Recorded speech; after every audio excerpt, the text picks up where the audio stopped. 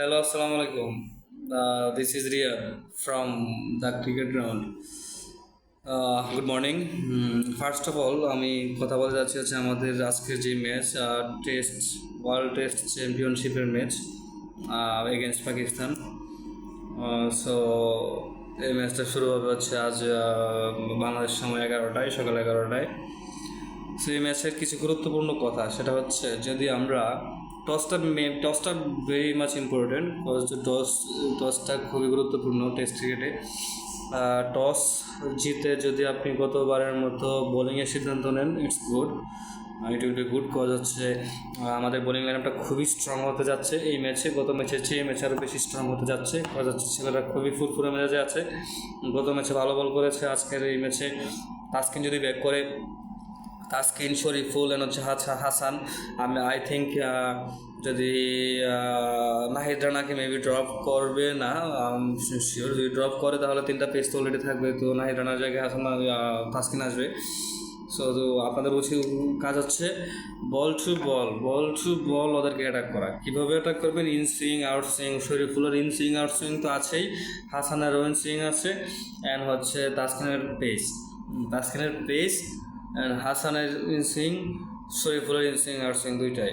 So এইগুলো দিয়ে first ওদের টপ অর্ডারকে পুরো চাপে রাখতে হবে। ফার্স্ট সেশনে ওদেরকে এমন চাপে রাখতে হবে যেন ওরা ওইভাবে ব্যাটিংয়ে সেট হওয়ার কোনো চান্সই না পায় গত ম্যাচের মতো। যেমন ওদের আবদুল্লাহ শফিক ওর সায়াম আয়ুব, আবদুল্লাহ শফিক ওর বাবর আজম, এই 3টা ব্যাটার, বিশেষ করে এই 3টা ব্যাটার টপ অর্ডারে নামবে ওদের। তো ওই সময়টাতে ওদেরকে বেবা শেখা খাওয়াতে হবে, কোনো কথা নাই এছাড়া, যদি ফার্স্টে বোলিং পান। অ্যান্ড যদি আপনি ফার্স্টে ব্যাটিং পান, সেক্ষেত্রে কী করতে হবে? ফার্স্টে ব্যাটিং পেলে সেশন বাই সেশন খেলতে হবে, বল টু বল। ওরা ফার্স্ট সেশনে ওরা পেস অ্যাটাক করবে, আর পেস অ্যাটাকটায় কিন্তু যদি নতুন বলে একটু প্রবলেম হবে, ওই সময়টাতেই কিন্তু ব্যাটিংটা সমস্যায় পড়ে। ব্যাটসম্যানরা বুঝতে পারে না বল কোত্থেকে আস্তে আস্তে কোন দিকে যাচ্ছে। সো ওই সময় আপনি ডিফেন্সিভ থাকেন, ওই সময় আপনি টোটালি ডিফেন্সিভ থাকেন। কথা হচ্ছে আপনাকে ওই সময়টাতে যদি অ্যাগ্রেসিভ খেলেন, আপনি যদি একটা শর্ট খেলতে যান, সেক্ষেত্রে স্লিপে ক্যাচ দিয়ে দেন, তাহলে কিন্তু আপনি আর সুযোগ পাচ্ছেন না, পরবর্তী ব্যাটসম্যান কিন্তু আরও চাপে থাকবে। সো আপনাকে ওই চাপে কাউরে ফেলানো যাবে না। আপনি পিছিয়ে আসছেন মানে আজকে সারাদিন আজকে আপনি পিছিয়ে আসছেন মানে আপনি সারাদিন ব্যাটিং করবেন। আপনাকে কেউ বলতেছে না যে তুমি আউট হয়ে যাও, তুমি 4 মারো 6 মারো, দরকার নাই। ফার্স্ট সেশনে যদি বাংলাদেশ ব্যাট পায়, সেক্ষেত্রে 30 রান আসুক, 20 রান আসুক, নো প্রবলেম, কারণ কিন্তু কোনো উইকেট দেওয়া যায় না। আপনার বল যদি আপনার পুরাতন যখন হবে, তখনই কিন্তু আপনি ব্যাটিং করে মজা পাবেন। আর যদি আপনি মনে করতেছেন যে কি আমি আসছি, আইসা একটা শট খেলি, দেখি এক্সপেরিমেন্ট করতে গিয়ে যদি আপনি উইকেট দিয়ে দেন, সেক্ষেত্রে কিন্তু আপনি আর ওই সুযোগটা পাচ্ছেন না। So be careful about that, যে আপনি ব্যাটিং করতে নামছেন মানে আপনার সারাদিন আজকে ব্যাট করতে হবে। আপনার পিছনেও কেউ নাই, আপনার সামনেও কেউ নাই। যেমন এই যে গত ওয়ার্ল্ড কাপে যখন ইন্ডিয়ার অস্ট্রেলিয়ার এগেইনস্টে যখন 2 রানের 3 উইকেট 4 উইকেট পড়ে গিয়েছিল, তখন কিন্তু বিরাট কোহলি আর কেএল রাহুল কিন্তু ম্যাচ ধরছিল। তো ম্যাচটা কীভাবে ধরছিল? 10 ওভারে মনে হয় 10 রান আনছিল, একটা ওয়ানডে ম্যাচে। কথা হচ্ছে ওই সময় একটা আপনাকে ওয়াল তৈরি করতে হবে।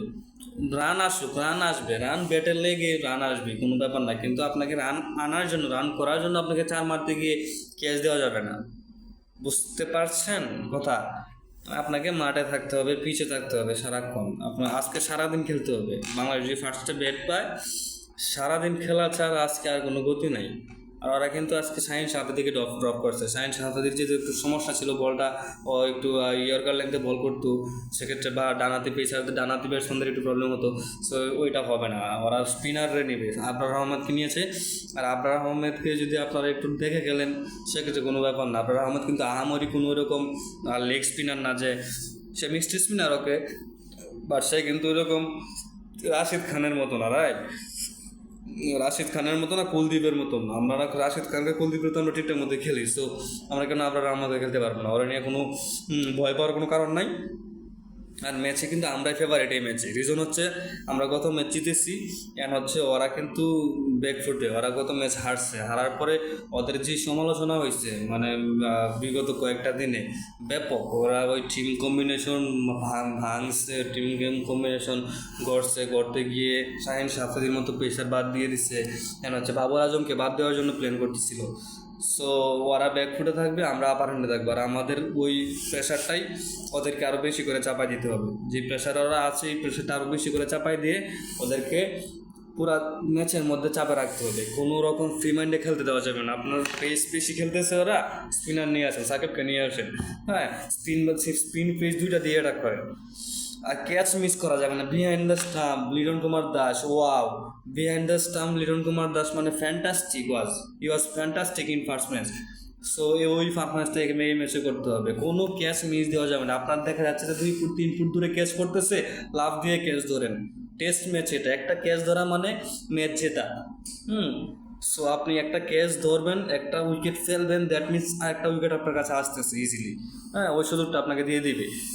সো আপনাকে ক্যাচ মিস করা যাবে না কোনোভাবেই। গত ম্যাচে আমাদের ফিল্ডিং ক্যাচিং খুবই দুর্দান্ত হয়েছে, এই ম্যাচে আমরা চাই যে দুর্দান্ত ফিল্ডিং ক্যাচিং হবে বিহাইন্ড দ্য স্টাম্প সব জায়গায়। আর বোলিং আমরা খুবই ভালো, আমাদের বোলাররা খুবই ফুরফুরে মেজাজে আছে, বিশেষ করে হাসান, শরীফুল, তারা টপ নচ। অ্যান্ড তাসকিন যদি আজকে ব্যাক করে, তাসকিনের পেস এটা আরও ভালো হবে, অনেকদিন পরে কাম ব্যাক করতেছে টেস্ট ম্যাচে। ও চাইবো যে ও খুব ভালো করবে, ওর 100% দিয়ে ট্রাই করবে।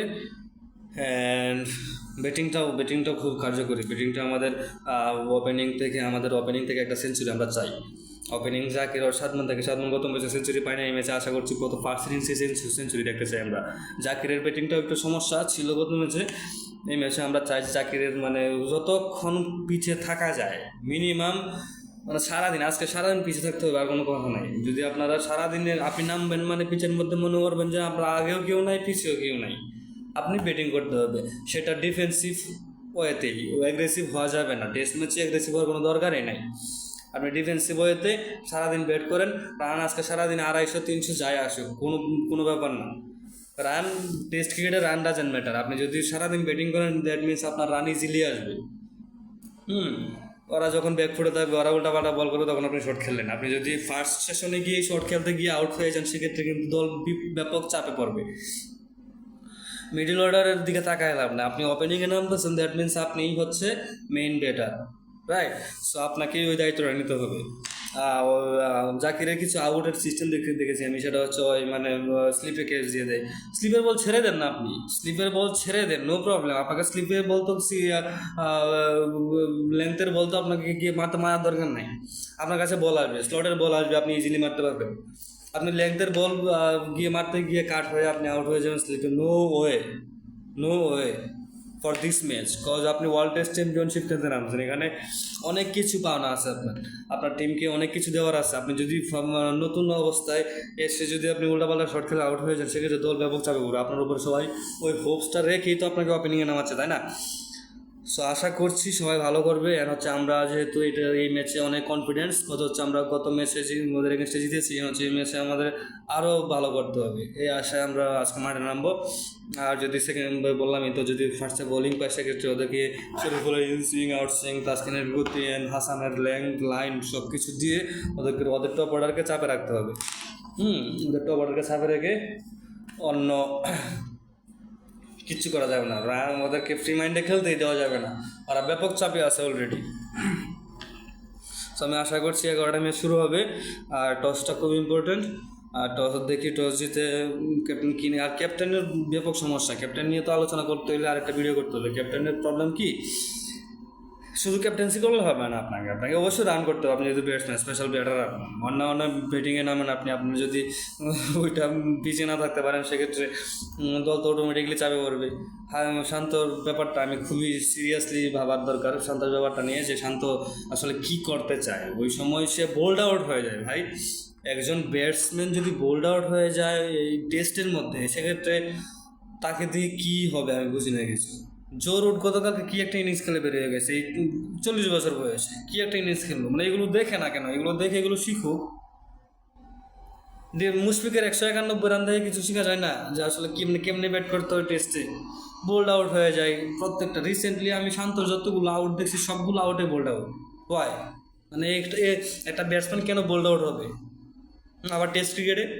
So be careful. শান্তর জন্য আমি আজকে খুবই সমস্যা, মানে টেনশন হয় যে শান্ত আসলে কী করে কি না করে। খুবই ভালো করতে হবে ভাই, এছাড়া কোনো ওয়ে নাই। আপনি টেস্ট ক্রিকেটের নেতৃত্বে আছেন, আপনি ওয়ার্ল্ড টেস্ট চ্যাম্পিয়নশিপ খেলতেছেন পাকিস্তানের এগেনস্টে, আপনাকে ভুল করাই যাবে না কোনোভাবে। So thank you and best of luck Bangladesh team. আশা করছি আজকে ছেলেরা খুবই ভালো খেলবে। আজকের দিনটা যদি ব্যাটিং পাই ফার্স্টে সারাদিন খেলবে, আর যদি বোলিং পাই তাহলে ফার্স্ট সেশনে অ্যাটাক করতে হবে, বল টু বল অ্যাটাক করে ওদেরকে ইন সুইং আউট সুইং দিয়ে ক্যাচ মিস করা যাবে না। যে কোনো ক্যাচ আপনাকে ড্রাইভ দিয়ে ক্যাচ ধরতে হবে, 5 ফুট 4 ফুট দূরের ক্যাচ। যেগুলো হাফ চান্সের ক্যাচ এগুলো আপনাকে ফুল চান্স করতে হবে। So thank you.